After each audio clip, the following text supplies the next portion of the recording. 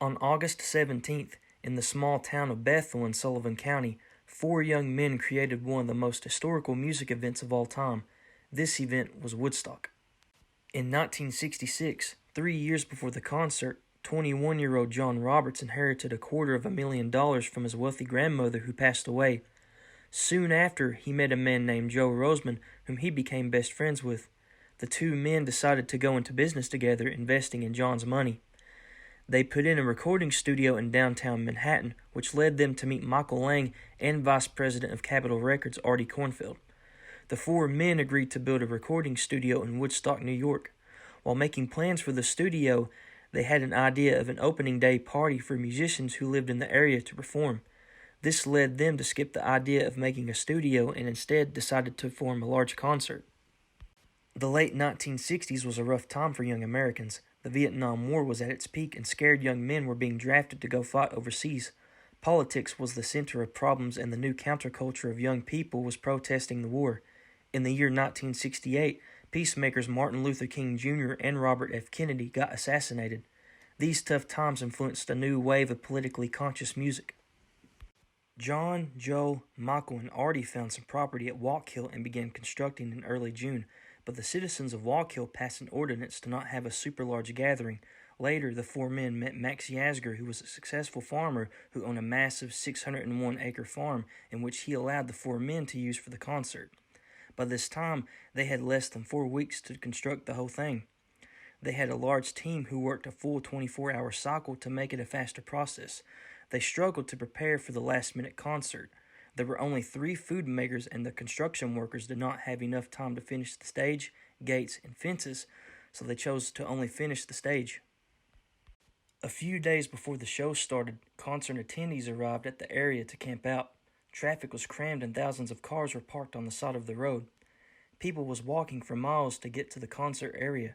The small town of Bethel became overpopulated. Friday, August 15th, was the opening day, and thousands of people had finally arrived at the concert area.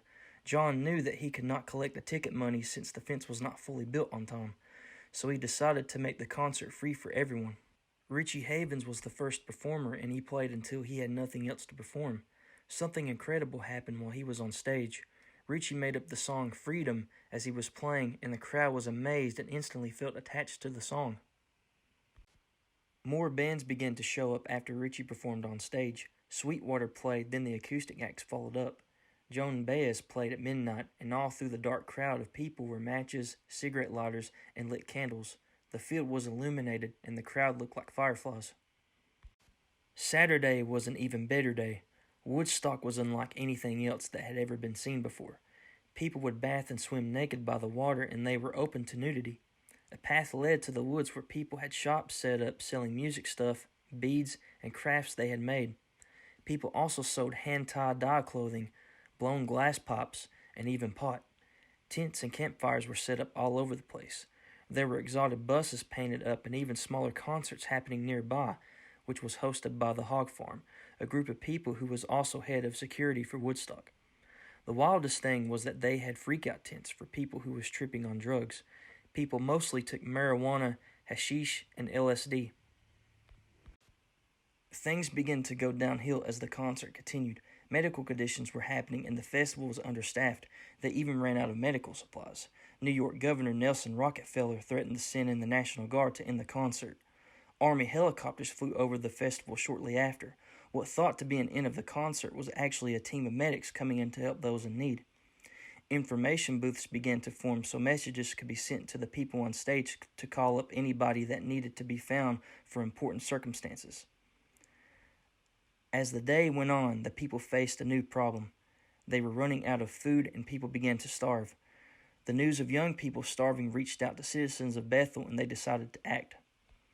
They sent food packages to be transported to the people at the festival. Since the road was blocked, helicopters delivered the food to the festival. The Hog Farm group cooked and served food to the starving people.